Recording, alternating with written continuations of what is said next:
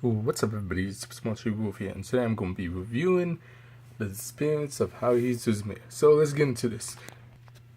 Now, if you're interested, I linked it down below, and yeah, so I reviewed the melancholy of Haruhi-Suzumiya, I think like about 2-3 months ago, and in my opinion, I recommend watching that before watching this movie, because this movie is more of a, not continuation, but more like later on, I wanna, but because in this movie I say character-wise, you know, it's different. They do change it up a bit, depending which character, and they do change it up here and there.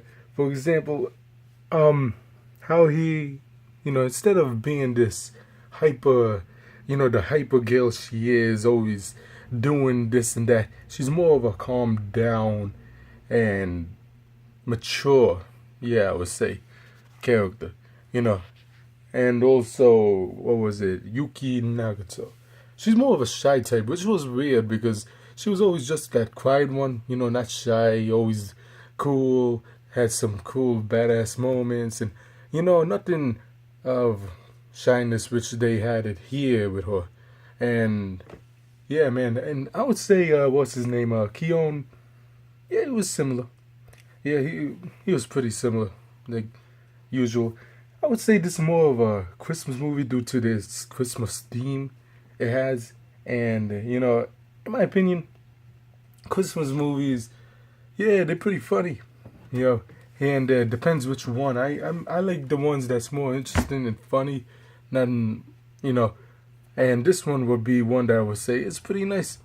As a movie though, I wouldn't say, oh yeah, Christmas, movie, boom. It's more of a, it stands for, it stands for itself. It's not like, oh, it's like you need a movie during the holidays, blah blah blah. Nah, man, I would say this is more of a chill, cool down movie, and yeah.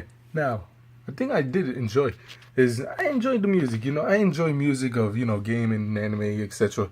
And this movie had nice music, man. It fits everything. It was pretty cool at certain parts, and usually there was a few good songs in the anime series, and this one had some nice ones, and I enjoyed how they handled the music and the series of Haruhi-Suzumiya. Now, I like how, in this movie, it shows how Kion and Nagato, they work together as a team. And it was really cool to see this, man, because, yeah, before they did work here and there as a team in the actual show, but in the movie, I know I enjoyed it. I enjoyed it because a thing that I think a lot of people would say is, for me personally, how I would describe it is, everything here is slowed down more, and it has more into detail, and it's more of the opposite what the anime and the other episodes do, because when it comes to the episodes, it's a little bit more faster paced compared to the movie, and the movie, it was all, like, boom, it told a nice story, it was nice paced, it was pretty cool, and yeah, I enjoyed that about the movie. Now, I won't spoil nothing big about the movie, I want you all to experience it as well, just in case you are interested. But a small thing I enjoyed is, I enjoyed how Keon accepts his life, He accepts the life of him living while having Haruhi-Suzumiya into his life. Because, man, I don't know, man, after all this happening, it's more like a what if scenario, this movie, I would say. What if Keon and Haruhi-Suzumiya wasn't in, knew each other and they weren't a part of each other's lives, and she's more of, her powers are wiped, and she's more of a normal student, normal high school student or middle school student. I think it was high school student, and yeah, man, it was pretty interesting seeing that side of Haruhi-Suzumiya and Keon, and I enjoyed that as well. Now, after watching this movie, I feel as I feel this was pretty cool, man. It was a nice continuation in the Haruhi-Suzumiya after, I watched the anime and I watched the movie, so I feel like it did it nice, all together. And it's pretty cool. Now, in my opinion, this was a fun and it was a pretty great movie. At some points I really, really did enjoy. It got me interested, it got me hooked, and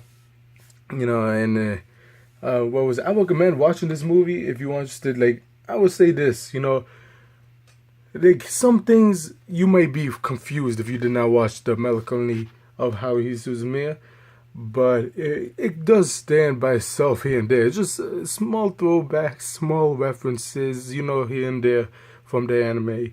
And I would say also, man, yeah, I would watch it again, maybe later on in around holiday time, Christmas.